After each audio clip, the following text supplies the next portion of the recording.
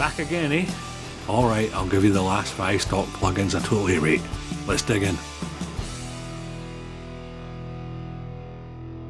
Okay, if you're here from last week, thanks so much for coming back. But if this video is new to you, check out part 1, which I'll put a link to below. I'm here to talk about 10 stock plugins in Pro Tools that I totally love, and I'm trying to prove to you guys that you don't need to spend all your money on gear and all the fancy plugins.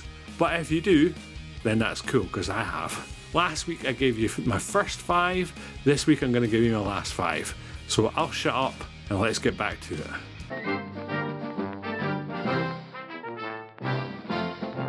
Purple Audio MC77. Okay, if you're new to this, you need to know that the 1176 is probably the most famous compressor out there, along with the SSL bus compressor. We're kind of obsessed with it, and there's loads and loads of different flavours, there's loads and loads of hardware options, there's loads of plug-in options, and there's loads of homages to the originals as well. Honestly, I can't tell you how many times an 1176 has been on a record. You've heard the sound of it. Purple Audio make a hardware recreation of it, which is really, really good, and we have a free Avid recreation of it in plugin form. Now, one of the things I really, really like about this, as well as it being that kind of familiar 1176 style, it does something to the weight of the sound it is compressing. So it makes it really, really great for things like vocals, if you've got a thin vocal, or bass guitar if you want to kind of like make it a bit bigger. So I'm going to use it on the bass in this example. Let's check it out. So here's the Purple Audio 1176. So it kind of looks exactly like every other 1176, except it's purple. I've got a fast attack and a slow release. So I've got a fast attack, so I'm really clamping down on it, and I've got a slow release to really hold it in place. 4:1 ratio. Let's listen to it without. And now with.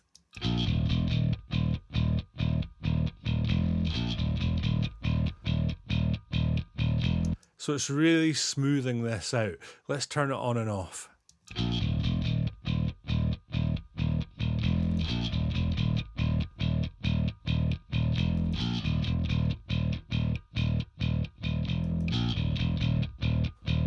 Really try and listen to what the low end's doing with this. This compresses the low end and the low mids in a really, really pleasing way.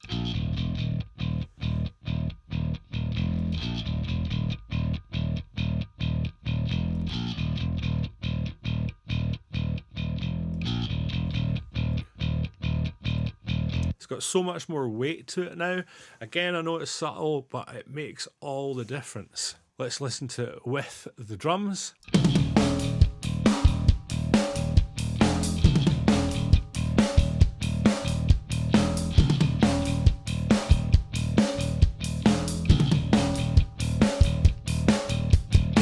Really starting to sound like a proper bass guitar now.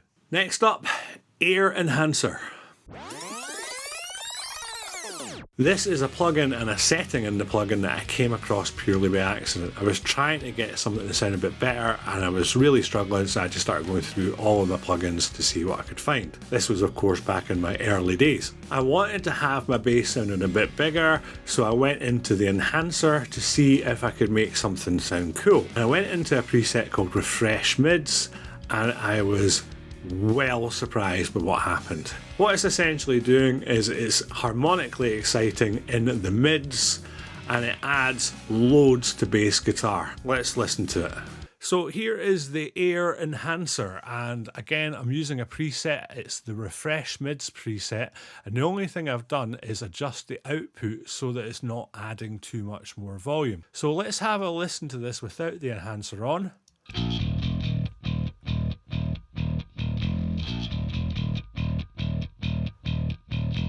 And now with it.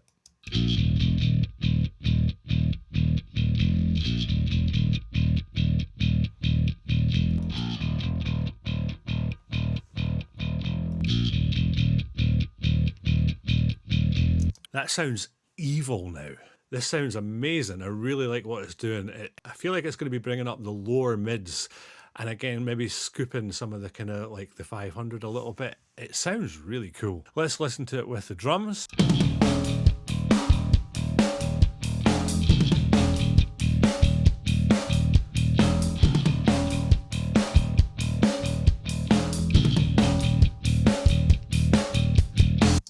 That is really, really good. So let's bring the guitars in and compare how it sounds.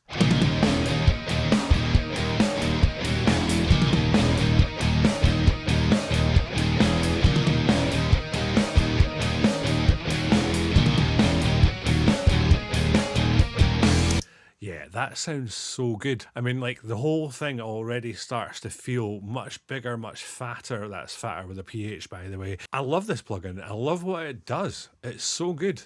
All right, next up, Bomb Factory BF76.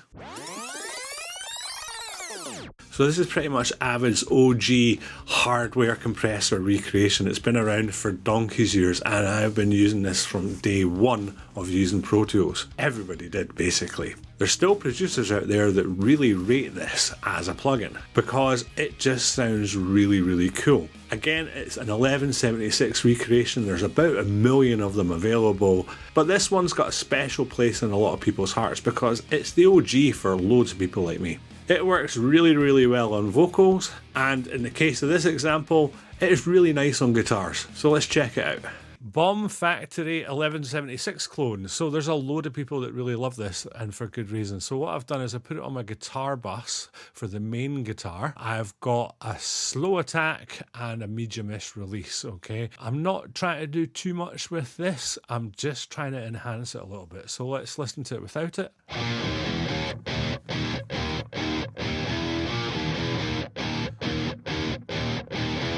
And now with it.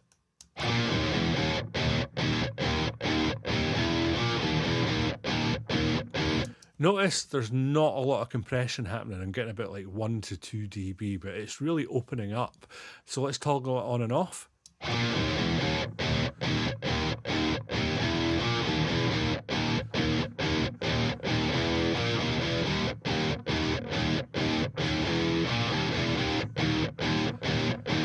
And I was really careful to try and match the volumes so that we aren't fooled into thinking it's better because it's louder, because our brains actually believe anything louder is better. But it really opens up, like there's a lot more presence to it. It feels like it gets a bit wider as well. Let's listen again.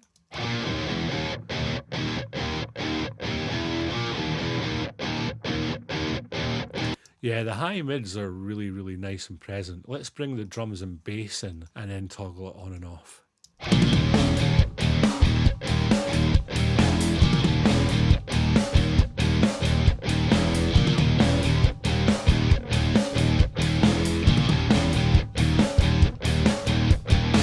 Making a huge difference. Again, I know it's subtle and I'm always talking about things being subtle, but like it adds up to something really, really big. Next up, Bomb Factory BF3A.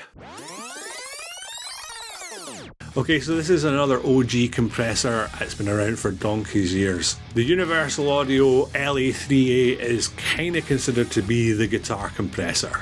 And again, there's loads and loads of recreations. Waves do a great one, as well as Universal Audio. This sits across loads of guitar buses for me, and this one, it looks kind of like shit, but honestly it sounds cool, so let's check it out.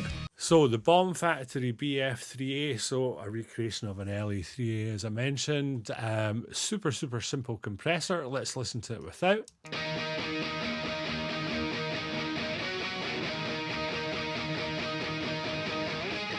And with.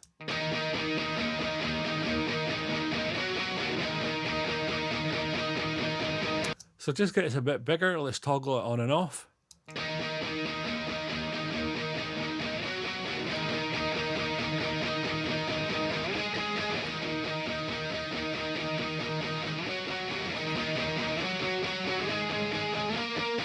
Hardly moving on the needle, and that's exactly what I want from this. If I go too much, it just loses its energy. Let's check that out.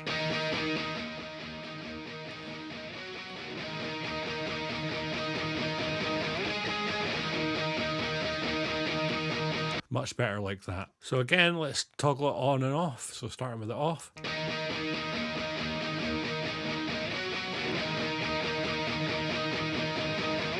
Bigger, wider, more present. And again, in the context of the full mix, start with it off.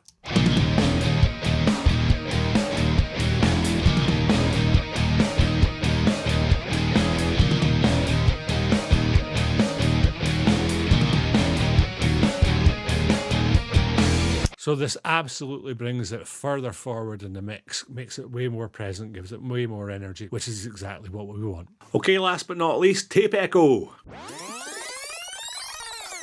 So as much as the Soundtoys Echo Boy is my kind of go-to delay, I've been using this tape echo plugin for years. Genuinely sounds great, and I love putting it on guitars, particularly lead guitar breaks. It's pretty simple to use and it just sounds right. I mean, this is the thing, like, let's stop worrying about what it is we're using. It sounds cool, so just use it. So in this example, it's going to be on the lead guitar breaks over the top of it, and it's just going to add a little bit of extra dimension. It's super, super cool.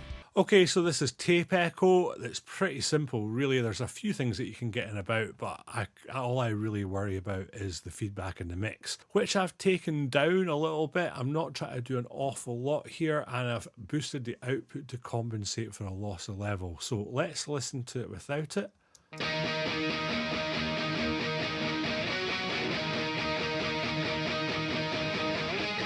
And now with it.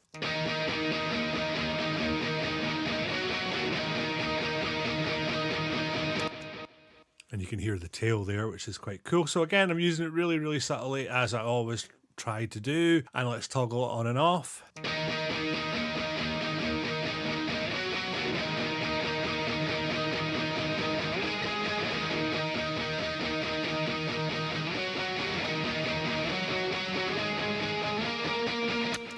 So again, I'm always using the word vibe, but it's adding vibe. Let's listen to it in the context of the other instruments. So we'll start with it off.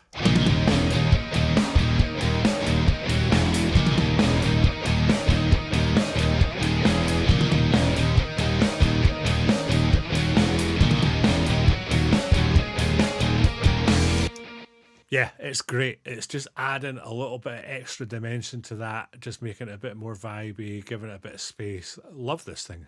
And as I said before, I've used this on so many guitars over the years.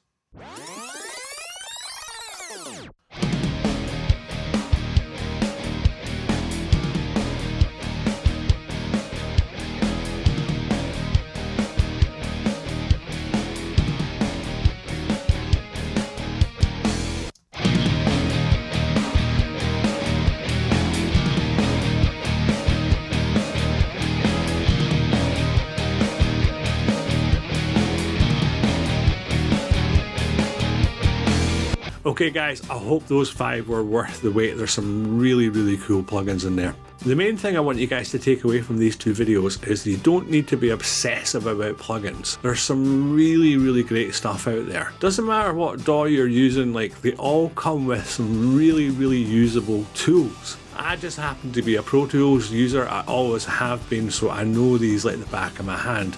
They've gotten me through so many mixes over the years, and they're still getting me through mixes to this day. Some of these plugins are on my mixes a lot, and some of them have been on the last mix I did. Now, when you're ready to invest in plugins, then there is so much choice out there. You're not going to be disappointed, and you're going to end up like me, where you open your plugin list and it goes, and that's good fun. But you don't need to if you don't want to. You can make great music using stock plugins, I promise you. And in fact, if you want to see me do a mix from start to finish with stock plugins, then I will. If you like, subscribe and comment below. I'm really trying to break the algorithm here, so help me out, and in return I'll give you as much information as I possibly can, because you know what, I fucking love doing this, okay? I love mixing records, and I've got years and years of experience to share with you. So let's work together, and in the meantime, buy me a coffee.